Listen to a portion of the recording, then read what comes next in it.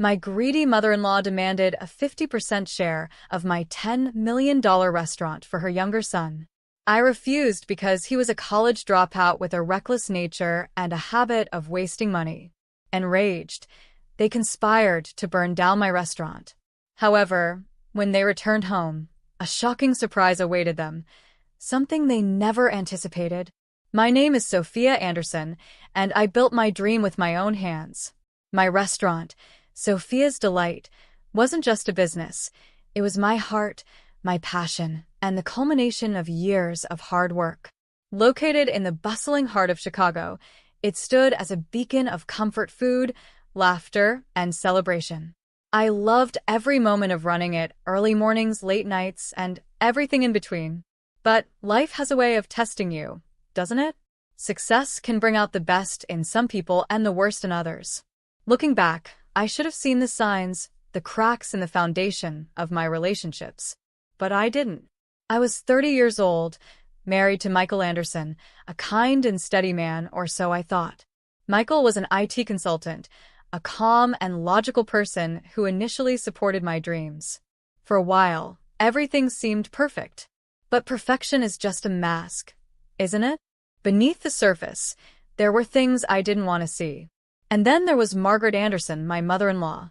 She was 60, sharp-tongued, and carried an air of authority wherever she went. Margaret was old-fashioned, the kind of woman who believed a wife's job was to serve her husband and family. She resented my independence and success. I often caught her sneering when people complimented me on my restaurant, as if my achievements were a personal affront to her. Margaret's other son, Ryan, was her pride and joy, or maybe her biggest project. He was 28, a college dropout who always seemed to be chasing one failed venture after another. He was charming in a reckless sort of way, but had a knack for finding trouble. Margaret adored him, always making excuses for his shortcomings. I knew she wanted him to have more, but I never imagined how far she would go to make it happen. When Sophia's Delight began thriving, Margaret's attitude shifted from quiet disdain to outright hostility. It started with little remarks. "You spend more time in that restaurant than with your husband," she'd say with a pointed look. "Do you even cook at home anymore?" I brushed it off at first. Michael told me not to let it bother me. "That's just how she is," he'd say. And maybe he was right. But the comments kept coming, each one a jab aimed at making me feel less than I was. Then one evening, during a family dinner at our house, Margaret dropped her first bombshell.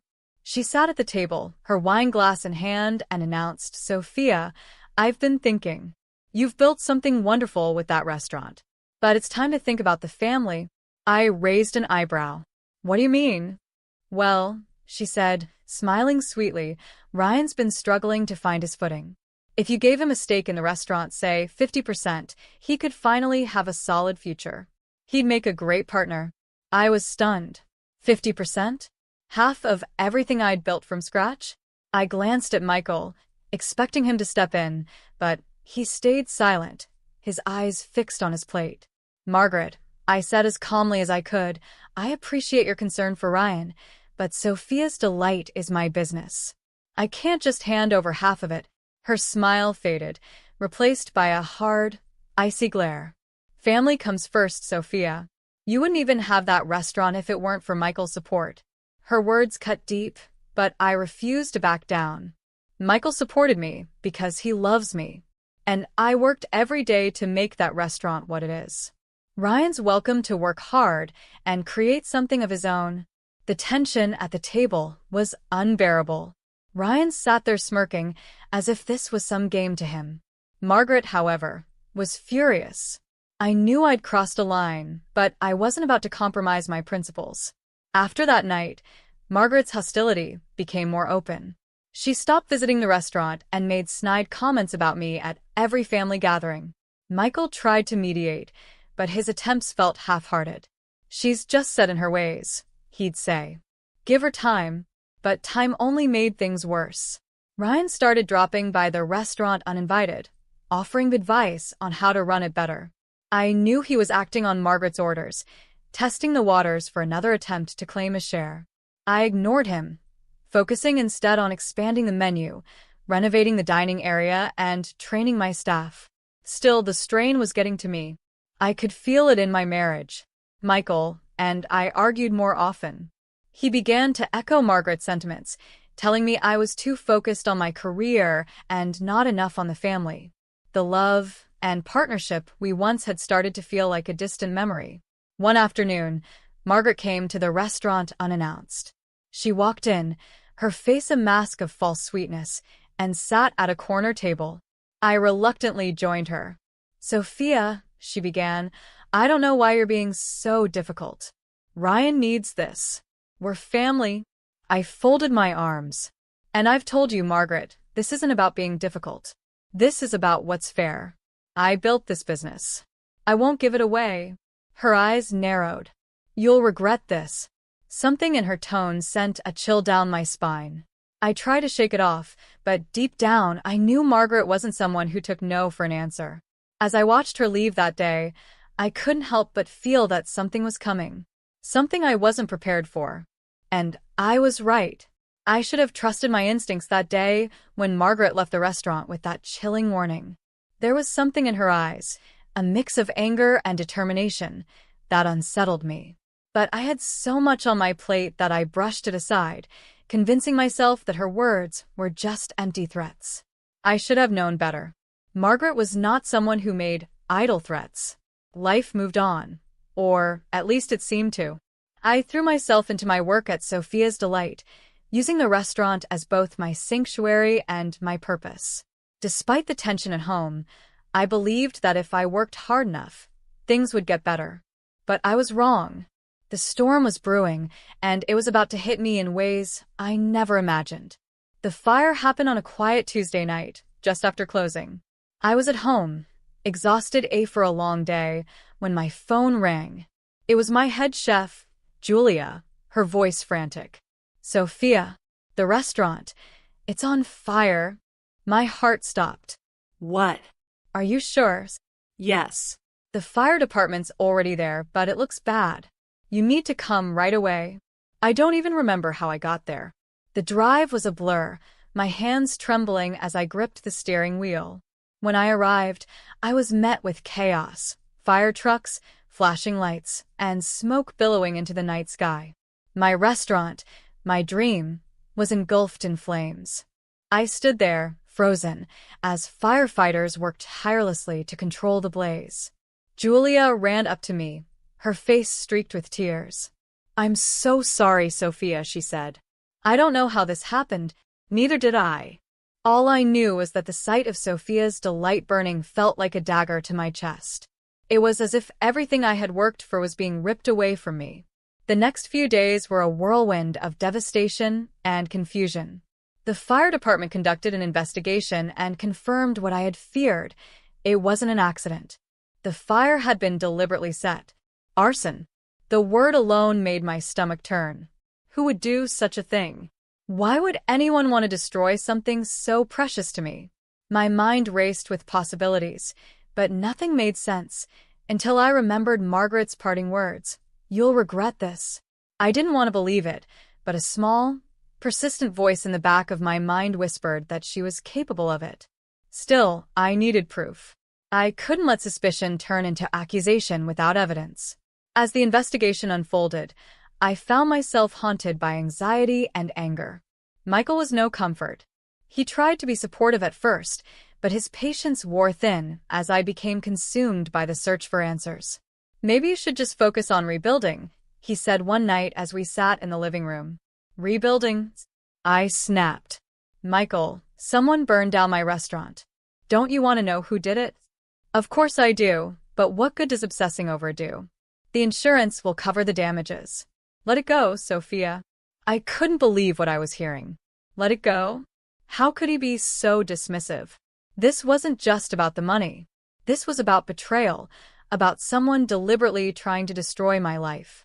That conversation planted a seed of doubt in my mind about Michael. I began to wonder if he truly understood me anymore, or if he ever really had. Then came the breakthrough.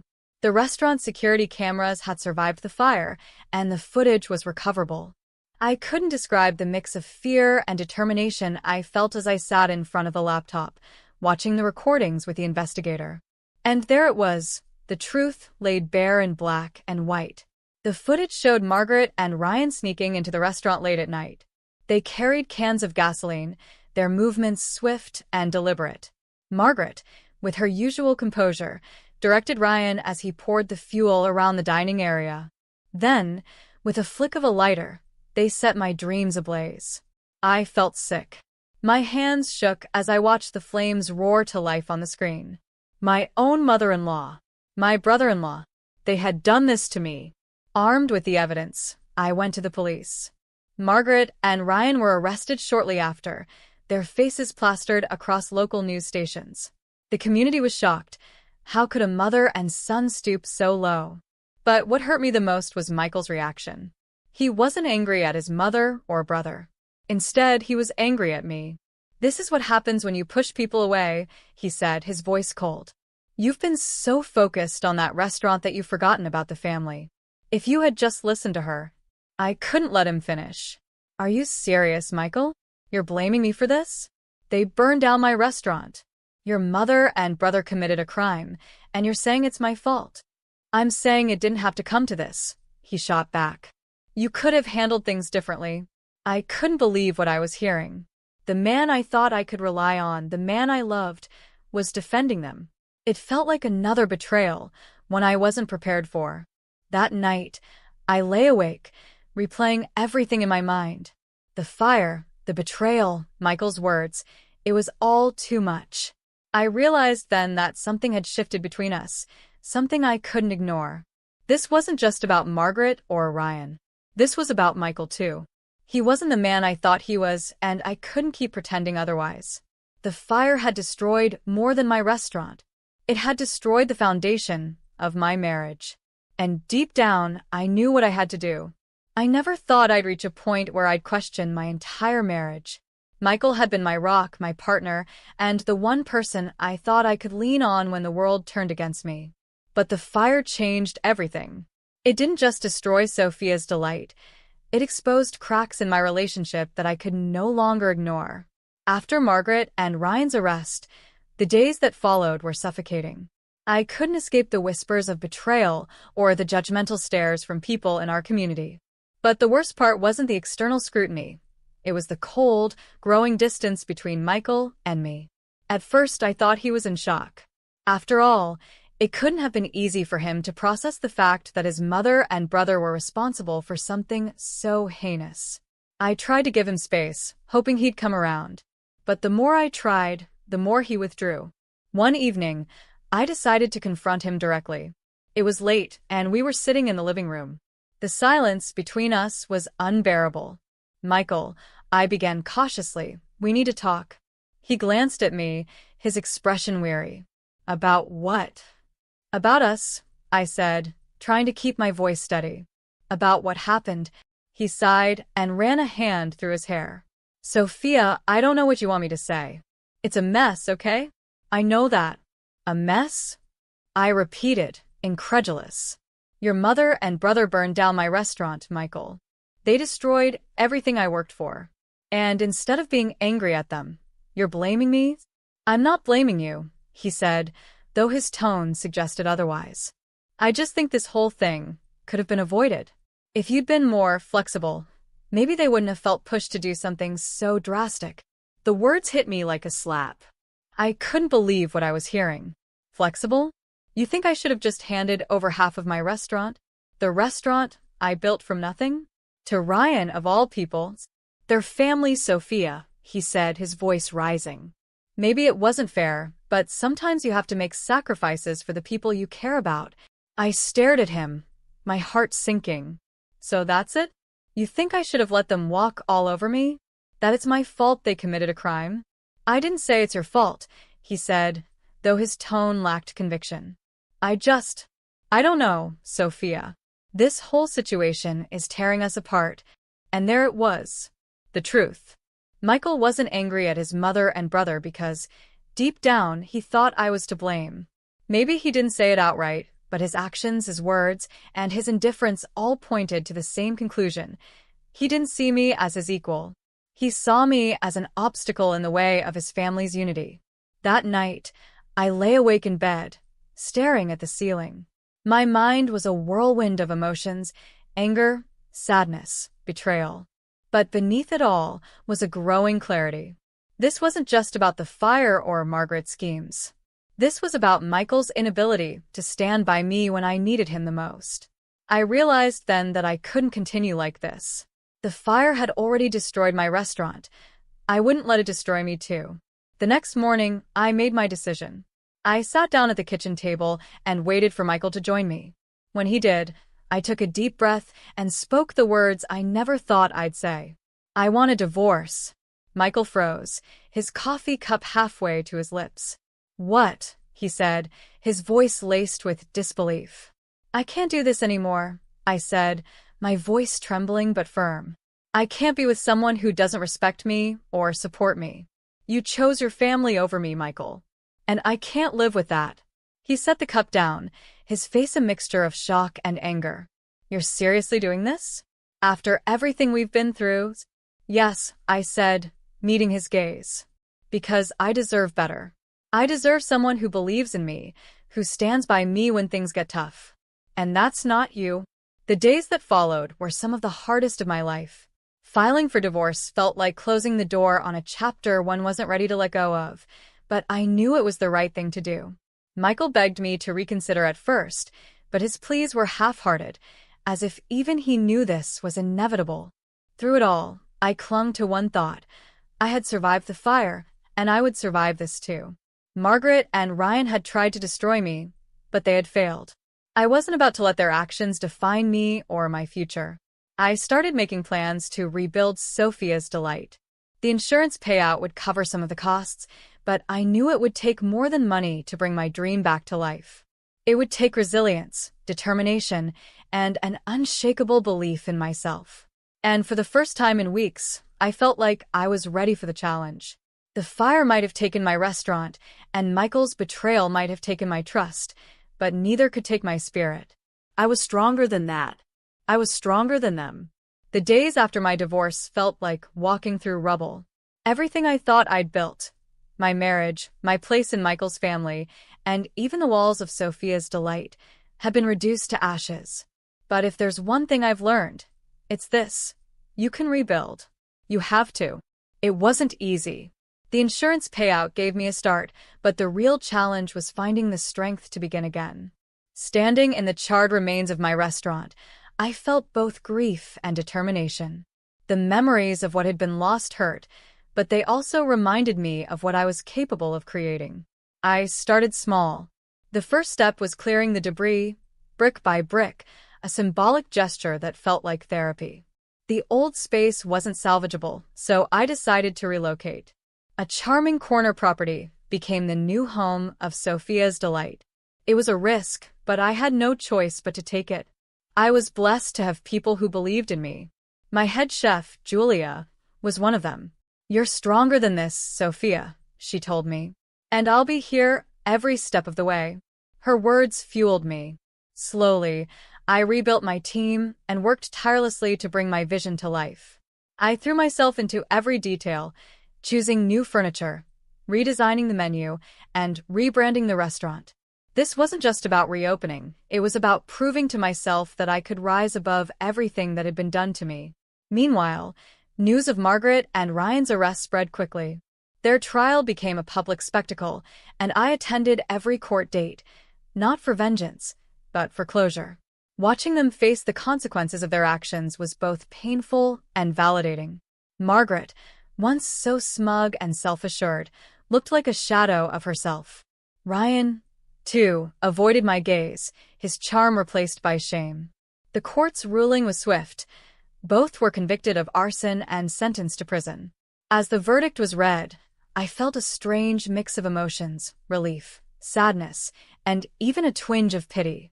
But most of all, I felt free. The reopening of Sophia's Delight was nothing short of magical. The new space felt fresh, vibrant, and alive. On opening night, the dining room was packed with loyal customers and new faces alike. The support from the community was overwhelming.